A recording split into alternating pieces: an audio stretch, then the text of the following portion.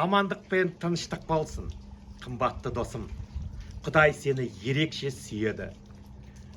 1 Петрдің хаты, 1 тарау, 24 аят. Күллі пенде атауы көк шөп секілді. Бәр салтанатты да гүлден өткінші. Шөп сарғайып, қурап гүл солады, ал жаратқанның сөзі мәңгілік қалады дейді. Аумин. Білесіз бе? Құдай әке керемет мына жерде Петр арқылы бізге жеткізгісі келеді. Әлемнің атаулының бәрі көк шөп секілді дейді. Біз көп заттарға жүгіреміз. Көп заттарды иемденгіміз келеді. Әлбетте ол дұрыс.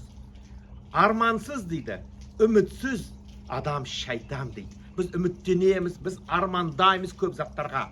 Бірақ та ең маңыздысы соның, ол Құдайдың сөзі мәңгілік қалатын.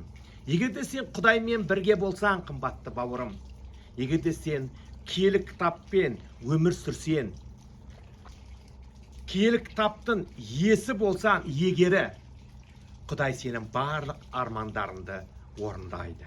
Өйткені Құдайға ол мүмкін емес. Барлық жарылқауларды Құдай саған беріп қойған. Құдайға мүмкін емес зат жоқ. Тек қана бізге не істеуіміз керек? Біздер киелі кітаптың адамдары болуымыз керек. Құдайға үміттенуіміз керек. Құдайға қарауымыз керек. Құдайға қараған адам, Құдайға үміттенген адам, Құдайдың сөзімен өмір сүрген адамдар, олар ешқашанда ұятта қалмайды. Білесің бе?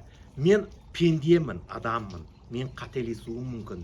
Менің аузымнан қателік шығуы мүмкін. Бірақ та киелі кітап ол қателеспейді. Өйткені бұл Құдайдың рухымен жазылған аяттар. Сондықтан да, досым менің, Құдай сені жарылқасын. Әрқашанда армандаған вақытында Құдайдың сөзіне сәйкес арманда. Ең бірінші Құдайдың патшалығын арманда, қалғанның барлығын Құдай саған қосып береді. Мен сенемін.